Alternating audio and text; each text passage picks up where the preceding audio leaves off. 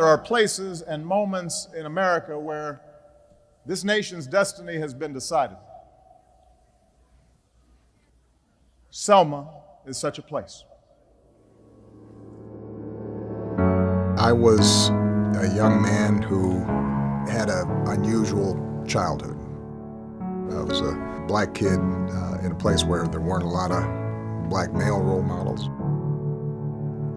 You know, it was the civil rights movement and people like John Lewis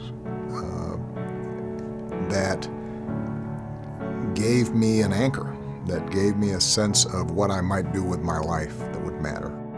I had the great honor of giving a speech for the 50th anniversary of that March on Selma.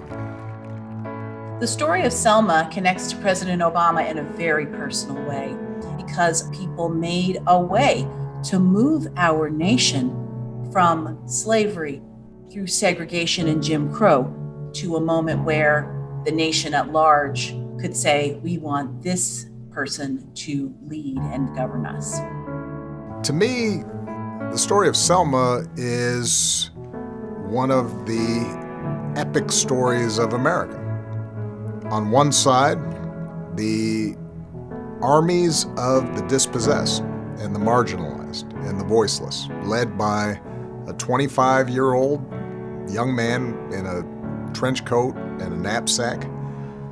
And on the other side, you have the power of the state that is insisting that America is only for some people and will use violence to enforce the status and privileges that have been established.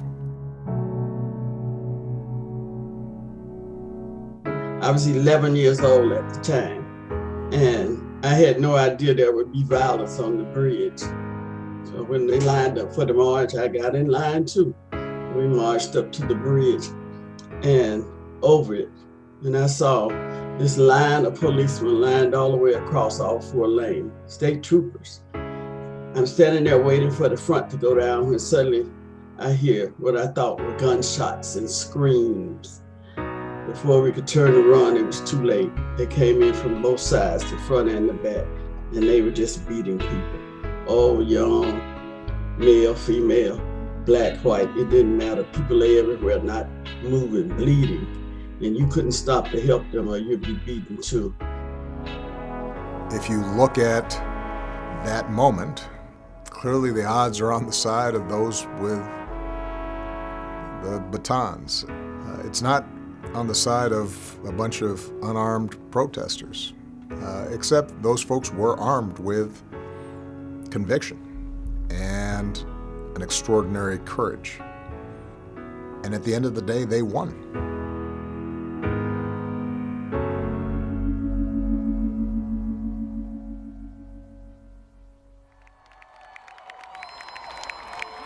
Throughout that speech, what I tried to describe is that America, from the start, was in fact made up of outsiders and misfits and people who were often dismissed or discarded. Freedom, freedom. That's what made America unique. You are America,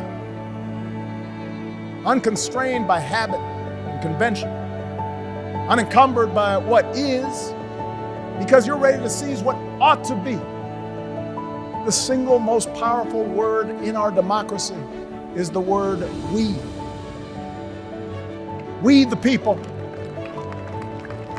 We shall overcome. Yes, we can. Oh, what a glorious task we are given to continually try to improve this great nation of ours. Part of the reason why we thought that this excerpt was appropriate to be etched in the building itself is because it speaks to the priorities of the foundation.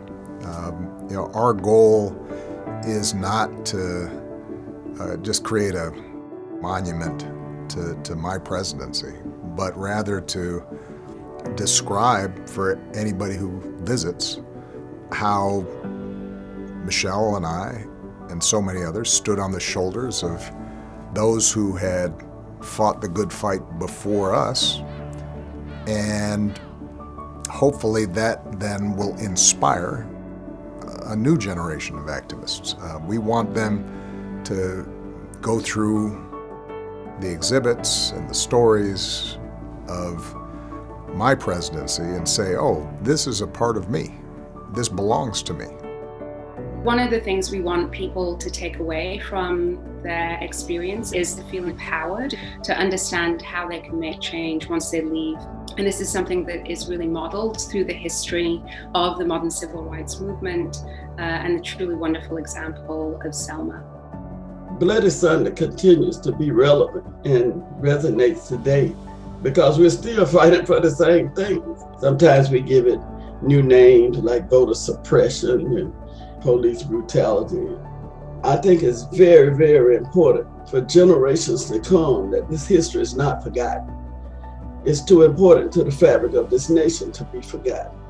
What I hope the quote provides is a sense for all those folks on the south side of Chicago that they count, that they matter.